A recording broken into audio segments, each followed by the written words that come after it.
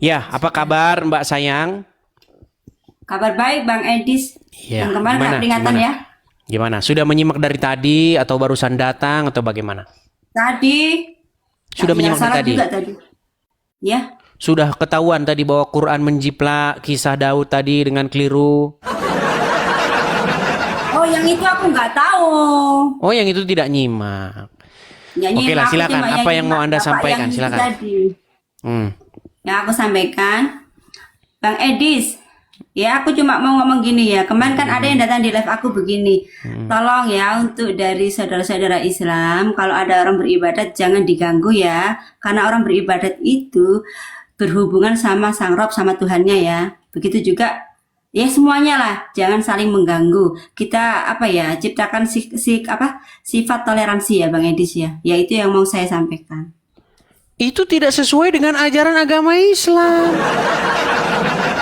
Kalau Anda Karena menjadi Bang seorang Edis, Islam saya yang itu mempunyai sejati, hati saling menghargai, menghormati. Yang saya iya, tanamkan begini di Mbak saya. sayang, begini ya. Saya panggil sayang-sayang terus nanti orang salah paham ini. Ini namanya ya. Karena teman-teman, karena kalau sudah diupload ulang atau sudah di platform lain, itu nggak kelihatan ini namanya, ya. Makanya besok diganti nih. Ya, gini. Nah, itu nama favorit itu Bang. Oke lah, baiklah. Begini ya Mbak ya, gini. Kalau Anda bilang bahwasanya kita harus toleransi, ya kan? Tidak boleh mengganggu umat agama lain yang sedang melaksanakan kegiatan agamanya. Itu ajaran akal sehat Anda. Tetapi menurut agama Islam itu tidak boleh dilakukan. Jika Anda menjadi seorang muslim yang sejati, Anda harus melaksanakan apa kata Muhammad, betul? Betul. Nah, kalau kata Muhammad, kalau berjumpa dengan Yahudi dan Nasrani, apa yang harus Anda lakukan? Apa itu namanya tadi menyisih apa ya? Menyempitkan kan? Iya, harus desak mereka ke jalan yang sempit. Tahu. Makanya kalau ada orang Kristen lagi ada acara ibadat di gereja mereka, ada orang Islam lewat, memang itu harus diganggui. Itu sesuai dengan ajaran Islam. Loh, makanya saya minta hadis-hadis yang merusak persatuan dan kesatuan, yang merusak persahabatan antara anak bangsa, harus dihapus. Ini kalau tidak dihapus, tiap hari bakal kejadian. Pegang omongan saya. Nih, saya tunjukin. Aduh, Bang backgroundnya Edis, nih. gini Bang Edis ya. Ya oke, tak dengerin gentenan. Bentar nih. Ya. Nih, hapus hadis-hadis penyebab intoleran. Kalau kemarin ada Pak Saifuddin minta supaya dihapus 300 ayat dalam Al-Quran. Mungkin kalau Al-Quran, kalau umat muslim kan masih menganggap Al-Quran itu suci. Walaupun sebenarnya nggak percaya juga dengan isi Al-Quran. Nah kalau saya minta ini hadis. Karena begini Mbak, gini. Banyak sekarang umat muslim itu yang sudah nggak percaya dengan hadis. Yang tidak menganggap hadis itu terjaga.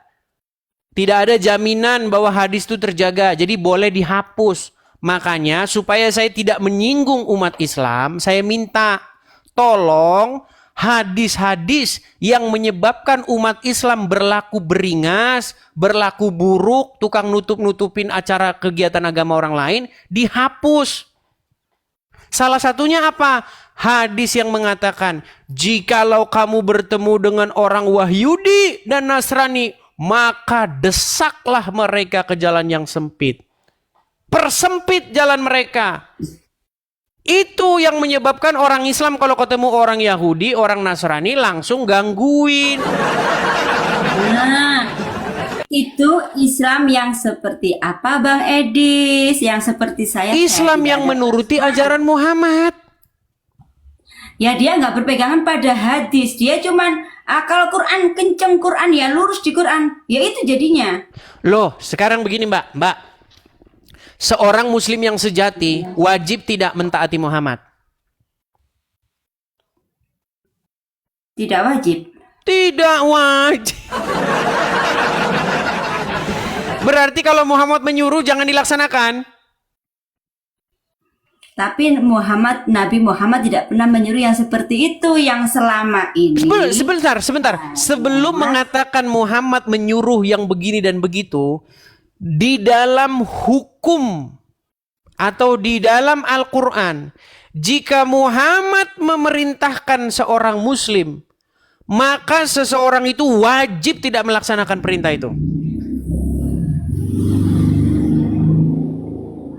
Wajib tidak melaksanakan. Ya harus melaksanakan. Oke, harus melaksanakan. Nah, apa perintah Muhammad?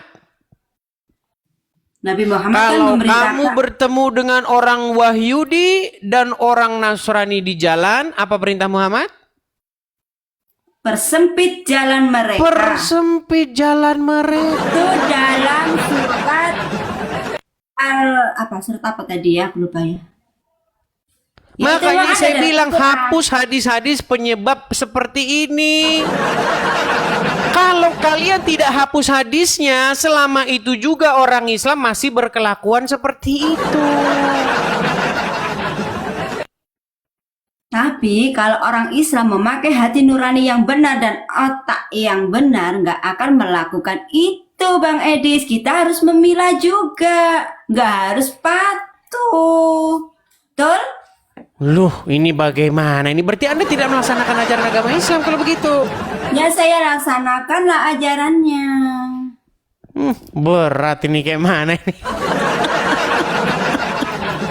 Memang benar Tapi- kata Muhammad. Ada satu omongan Muhammad yang saya percaya. Akal wanita-wanita muslim ini memang tinggal setengah.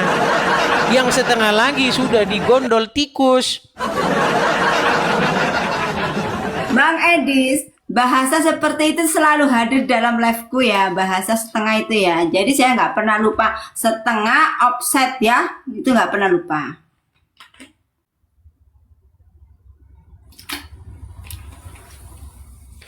Iya, gimana?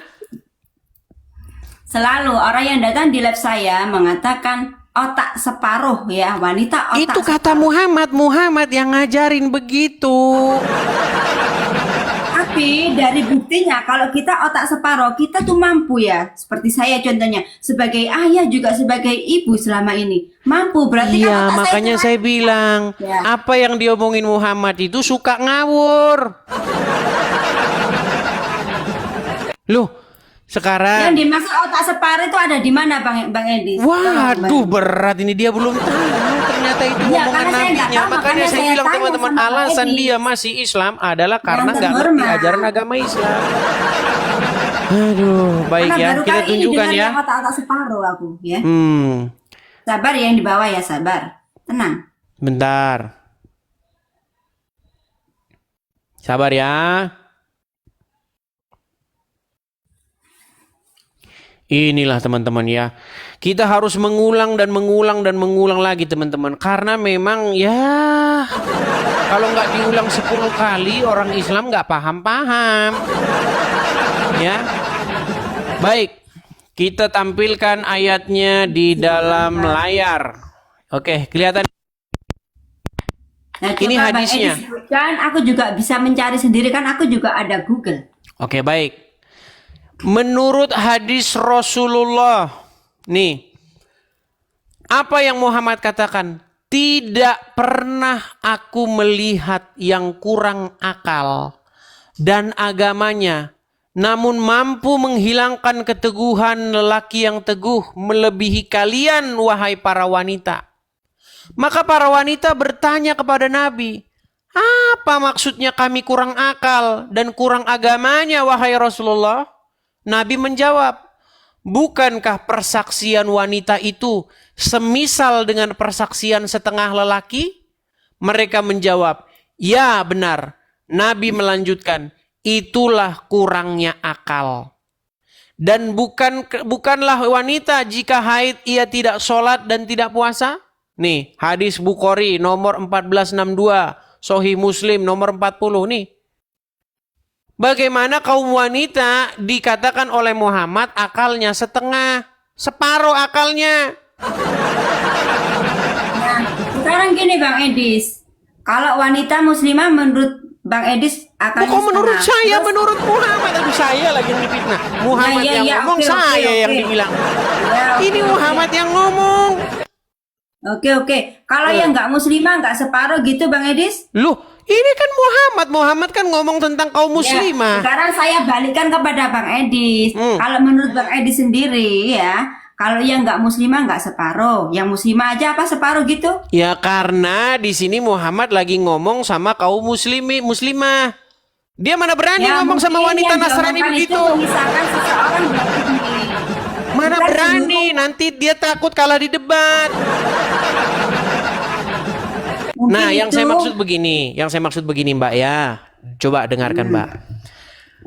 Karena Muhammad ngomong seperti itu, sebagai seorang muslim, Anda wajib percaya nggak? Percaya, tapi saya belum mempelajari lagi ya. Masalah itu ya. Kan gini Bang Edis, nanti kita bisa tanyakan kepada yang lebih mengerti ilmu. Maksudnya ini apa kok kita otak separuh gitu. Pasti pasti di situ kan mengasih pencerahan lagi Bang Edis ya.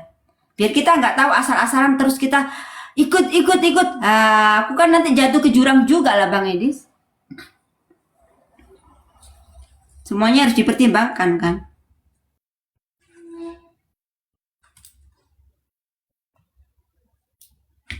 Oh ya, oke ini kan sehubungan karena Anda sendiri yang belum belajar kan?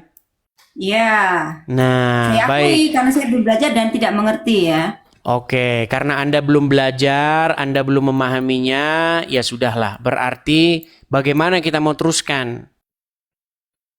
Ya, tapi tetap ya. Kalau Al-Qur'an yang dibilang sama Bapak tadi yaitu Al-Qur'an itu memang kitab yang paling sempurna. Terbukti kebenarannya tetap ya kalau Al-Qur'an ya. Kita nggak boleh Lengkap. Waduh.